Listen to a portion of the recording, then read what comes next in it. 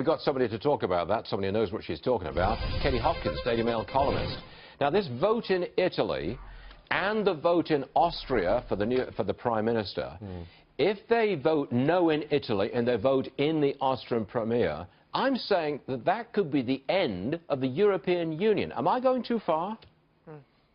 Not at all. I think you're spot on, you'll be pleased to know. I was just tweeting that I was coming on your show and saying, with fingers crossed, I believe if Italy says no in this referendum, then their leader is going to stand down, and I think this will be the final domino that sets all the other dominoes off, and the Eurozone and the rest of Europe really will fall. This will be the end of the EU, which for me and for my money would be a fantastic thing.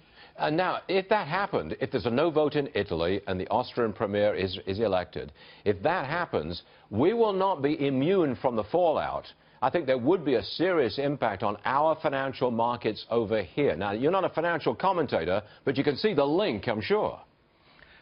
Of course, and I guess the banks always work and the markets work in advance of any political change. So with Italy and the fact that, you know, the banking system there is already heavily loaded, 350 billion euros weighed in on those banks. That is, those banks are undercapitalised. If this falls, if we get a no vote, there will be a massive impact. But I think from a British perspective, having had Brexit and still waiting for Brexit to happen, and now people kind of pushing back, hoping Brexit might never happen.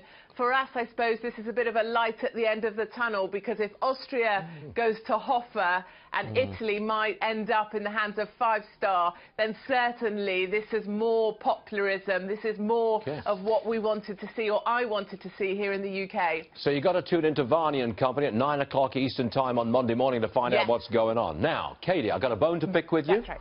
You went on a trip to Cuba. You stayed there a while, and you came back, and you said that Cuba, in some ways, is more free than us. Now, that's my bone, and I want to pick it with you. What on earth are you thinking?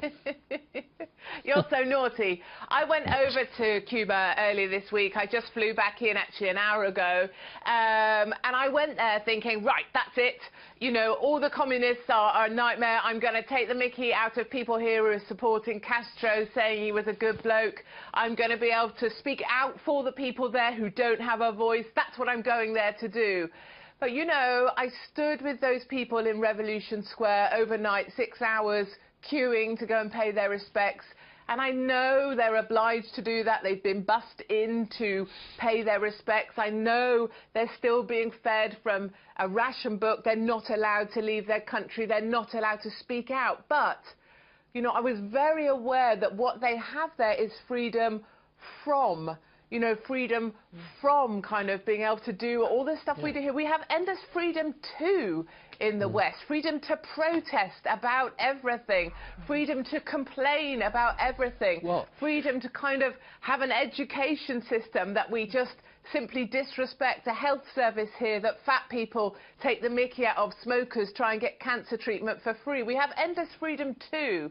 And what I saw in Cuba was a really lovely country full of proud and patriotic people who did love Castro, however flawed, and who have freedom from the things that we think we're very proud to have freedom to. So I did have my mind changed a little, Varney. There you are. That's your bone picked. Oh, I'm Varney now, am I? It used to be Stu. I know, it's Varney. You've got to surnames. Yeah. OK. By the way, read Isaiah Berlin, a philosopher at Oxford, who defines socialism as offering the freedom from, and capitalism as offering the freedom to. I know where I want to live. I'm not sure about you, Katie Hopkins. And your time is up. You're just having the last word. That is what you're doing right now. You're just trying to have the last word. I think you have to be open-minded. That's and why having it's called spent Varney 5 days there with the people, they're great. That's why it's called Varney and Company. I do get the last word. But, you know, Katie, we do like you, and you are welcome back if you just tone down the politics. Thank you. We'll see you shortly.